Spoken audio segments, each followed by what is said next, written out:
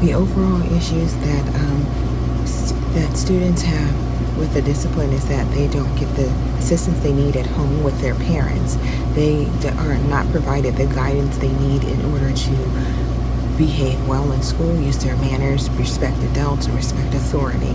And unfortunately, that has led to a lot of confrontations with teachers and administration, which leads to students being expelled or detention, reprimanded, removed from the school.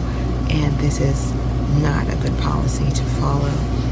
In fact, there need to be ways to educate students while and their parents along, so that they will be able to move forward with their lives and do well in school.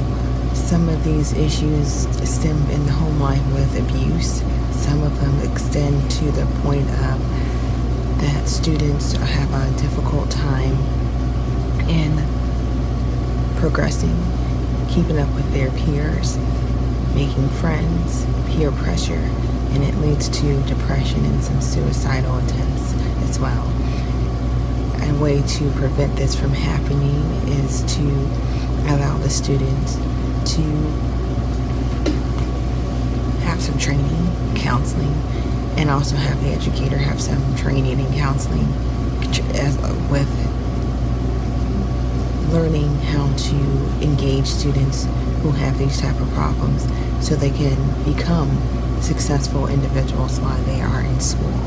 This would allow them to prosper and to move forward with their lives, hopefully attend college and start their own careers.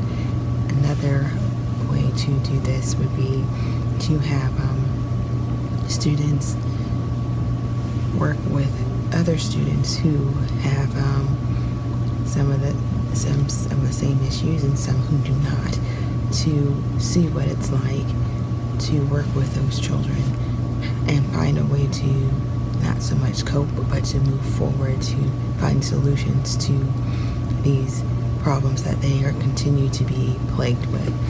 Another solution would be to encourage students to come forward with any problems that they have so that they can get the assistance they need sooner rather than later.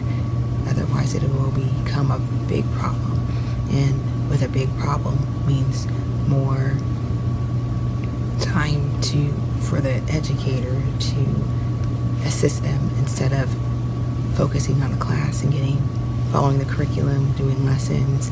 And this would be more time with getting in touch with their students' parents, finding out what ways they can help them, and if the parents aren't willing, that makes it even harder for the educator. That would mean more administration would become involved, and it would be more time consuming and leaving the educator frustrated, the child even more confused than they were. They would probably lash out at what's going on and not being able to deal with the situation at all.